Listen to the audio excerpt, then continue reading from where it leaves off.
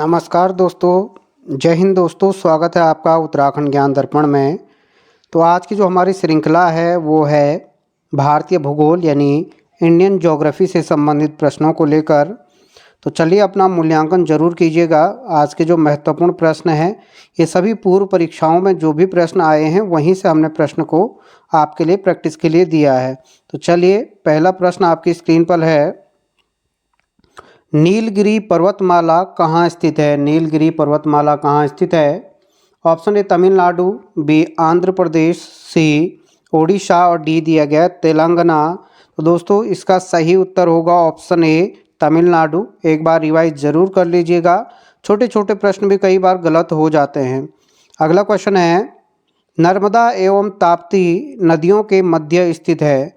नर्मदा एवं ताप्ती नदियों के मध्य स्थित है। ऑप्शन ए राजमहल की पहाड़ियाँ, बी सतपुड़ा की पहाड़ियाँ, सी अरावली की पहाड़ियाँ और डी है विंध्य पहाड़ियाँ। तो सही उत्तर होगा इसका सतपुड़ा की पहाड़ी, ऑप्शन बी। आगे बढ़े, क्वेश्चन नंबर 3 है, भारत में शांत घाटी किस राज्य में स्थित है? भारत में शांत घाटी किस राज्य में है? ऑप्शन दिया गया है तमिलनाडु, बी दिया गया आंध्र प्रदेश, सी केरल और डी कर्नाटक। सही उत्तर होगा केरल। तो यहाँ पे 25 क्वेश्चन दिए गए हैं, अपना मूल्यांकन जरूर कीजिए, कमेंट जरूर कीजिए। अगला क्वेश्चन है दोस्तों, भारत में किस द्वीप का उद्गम ज्वालामुखी है? भारत के किस द्वीप का उद्गम ज्वालामुखी है? Option A Car Nicobar, B उत्तरी अंडमान, सी बैरन और डी है लिटिल निकोबार। तो इसका सही उत्तर होगा ऑप्शन सी बैरन द्वीप। अगला क्वेश्चन है, भारत के किस राज्य में मानसून का आगमन सबसे पहले होता है? Option A Tamil Nadu, B Andhra Pradesh, C Kerala, D Karnataka.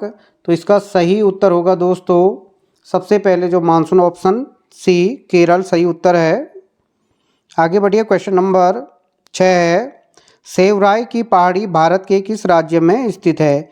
Shevaroy की पहाड़ी भारत के किस राज्य में है? Option A Tamil Nadu, B Andhra Pradesh, C Kerala और डी कर्नाटक। सही उत्तर होगा ऑप्शन ए तमिलनाडु। आगे बढ़िए, क्वेश्चन नंबर 7, भारत में सर्वाधिक वर्षा प्राप्त होती है? ऑप्शन ए दक्षिण पश्चिम मानसून से, बी उत्तर पूर्व मानसून से, सी वापस होती मानसून से और डी दिया गया है इनमें से कोई नहीं। तो इसका सही जवाब होगा दक्षिण पश्चिम मानसून से। दक्षिण पश्चिम यानी जो ये मानसून आता है दक्षिण पश्चिम।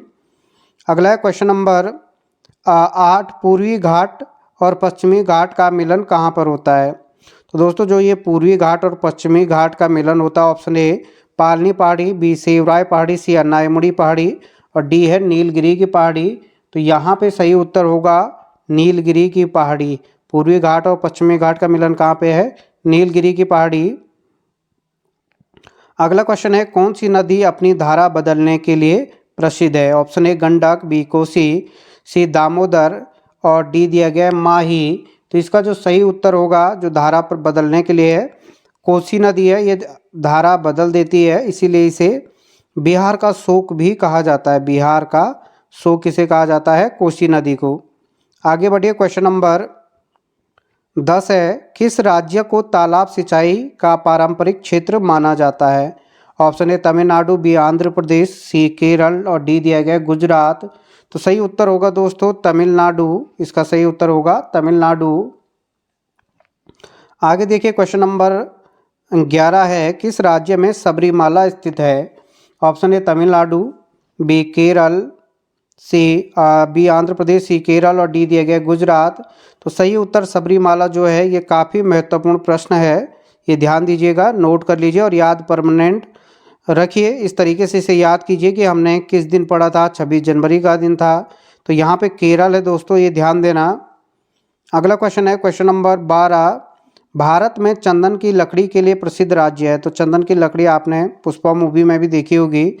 तो चंदन की लकड़ी के लिए ऑप्शन दिया गया तमिलनाडु, बी आंध्र प्रदेश, सी केरल और डी कर्नाटक। तो देखिए ये प्रश्न भी आपके लिए महत्वपूर्ण होने वाला है। तो इसका सही उत्तर होगा कर्नाटक। कई बार केरल कर्नाटक में कन्फ्यूज हो जाते हैं। क्वेश्चन नंबर 13 दोस्तों, स्वच्छ जल समुदाय में लैक्टिक आवास का उदाहरण है? तो लैक्टिक आवास का उदाहरण ऑप्शन दिए गए हैं तालाब और दलदल, बी झरना और नदी, सी तालाब और नदी और डी दिया गया कोई नहीं। तो इसका जो सही उत्तर होगा क्वेश्चन नंबर 13 का ऑप्शन नंबर ए तालाब और दलदल इसका सही उत्तर है। आगे क्वेश्चन नंबर 14 है, भारत में सबसे अधिक कौन सी मिट्टी पाई जाती है? ऑप्शन ए लेटराइट मिट्टी, बी काली मिट्टी, सी जलोढ़ मिट्टी और डी पंक। तो इसका जो सही उत्तर होगा ऑप्शन नंबर सी जलोढ़ मिट्टी। जो लोग भी वीडियो देख रहे हैं, हम पेपर पहले ही टेलीग्राम पे, जिनको पीडीएफ चाहिए टेलीग्राम पे ज़रूर जुड़ जाइए। ये लिंक टेलीग्राम पे है आपका, तो ये ध्यान देना। जो भी अगर टेलीग्राम से जुड़े हैं वो लिंक से पीडीएफ भी डाउनलोड कर सकते हैं। प्रतिदिन आपको नोट्स दिए जा रहे हैं। अगले क्वेश्चन है क्वेश्चन नंबर 15, कपास उगाने के लिए कौन सी मिट्टी उपयुक्त होती है? कपास उगाने के लिए ऑप्शन ए लेटराइट, बी काली, सी जलोढ़ मिट्टी और डी दिया गया यहाँ पे पंक। तो सही उत्तर होगा दोस्तों काली मिट्टी। इसका सही उत्तर क्या होगा? काली मिट्टी। आगे क्वेश्चन नंबर 16, कुफरी चमत्कार किस फसल की प्रजाति है? कुफरी चमत्कार किस फसल की प्रजाति है? ऑप्शन ए गेहूं, बी आलू, सी कपास और डी आम। तो सही उत्तर होगा ऑप्शन बी आलू। आगे बढ़िए। इसी प्रकार के क्वेश्चन आयोग बार बार पूछता है। लौंग होता है ऑप्शन ए तने की गांठें, बी जड़ की गांठें, सी पत्तियां और डी सूखे फूल। तो देखिए क्या होगा इसका उत्तर। इसका सही उत्तर क्या होगा? लौंग होता है option A, option B D सूखे फूल। सूखे फूल होते हैं। अगला है, भारत में कपास का सबसे बड़ा उत्पादक राज्य कौन सा है? कपास का सबसे बड़ा उत्पादक option A Andhra Pradesh, B Gujarat, C Rajasthan और डी उत्तर प्रदेश। तो सही उत्तर होगा दोस्तों ऑप्शन नंबर बी गुजरात। आगे बढ़िए क्वेश्चन नंबर 19, पौधे के किस भाग से हल्दी प्राप्त होती है? तो ऑप्शन ए तना, बी फल, सी जड़ और डी कोई नहीं। तो यहाँ पे इसका सही उत्तर होगा जड़। ये ध्यान देना, कई लोगों को डाउट भी होगा, लेकिन जड़ सही है, ये ध्यान देना।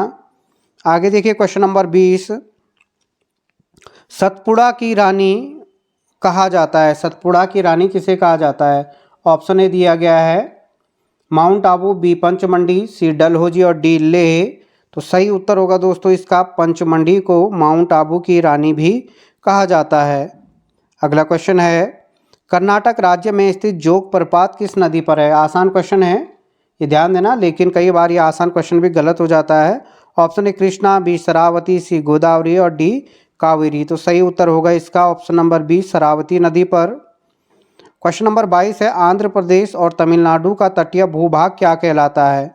ऑप्शन दिए गए कोंकण तट, बी पूर्वी तट, सी मालाबार और डी दिया गया कोरोमंडल। तो उम्मीद है ये क्वेश्चन सभी का सही होगा और इसे रट लीजिए, ये कई परीक्षाओं में पूछा गया है और उत्तर सही क्या होगा? कोरोमंडल तट। क्वेश्चन नंबर 23 है, प्रायद्वीपीय भारत की सबसे लंबी नदी कौन सी है? Option A Narmada, B Godavari, C Ganga और सी महानदी और डी दिया गया गंगा।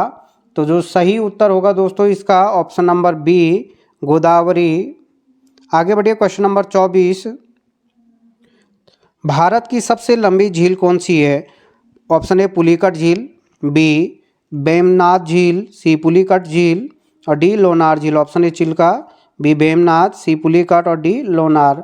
तो भारत की जो सबसे बड़ी झील है, लंबी झील है, वो कौन सी होगी? बेमनाथ झील। ये ध्यान देना, जो भारत के केरल राज्य में स्थित है, जो भारत के केरल राज्य में स्थित है। भारत की सबसे बड़ी झील कौन सी है? चिल्का झील है, जो कि भारत के ओडिशा राज्य में है। दोस्तों कहाँ पे होगी? ओडिशा राज्य में है। पीछे पूछा जाता है मीठे पानी की सबसे बड़ी झील कौन सी है? तो वो बुलर झील है। मीठे पानी की सबसे बड़ी झील कौन सी है? बुलर झील है, जो कि कहाँ पे है? जम्मू कश्मीर में है। और एक प्रश्न और यहाँ से नोट कर लीजिए कि जो सबसे गहरी झील होती है वो कौन सी है? आपका मानस बल झील। ये भी जम्मू कश्मीर में है। मानस बल झील, मानस बल झील ये कहाँ पे है? जम्मू कश्मीर में। तो ये नोट जरूर कीजिएगा। अगला क्वेश्चन है क्वेश्चन नंबर 25, भारत में कौन सी नदी कर्क रेखा को 2 बार काटती है? तो ये लगभग सभी को याद होगा। भारत में कौन सी नदी कर्क रेखा को 2 बार काटती है? ऑप्शन ए गोदावरी, बी माही, सी कृष्णा और डी कावेरी। तो सही उत्तर होगा इसका माही नदी, जो भारत के 8 राज्यों से कर्क रेखा को 2 बार काटती है। तो यही आपका है। तो अपना मूल्यांकन कीजिएगा। जिस टॉपिक पे आपको वीडियो चाहिए या प्रैक्टिस सेट तो ज़रूर कमेंट कीजिए।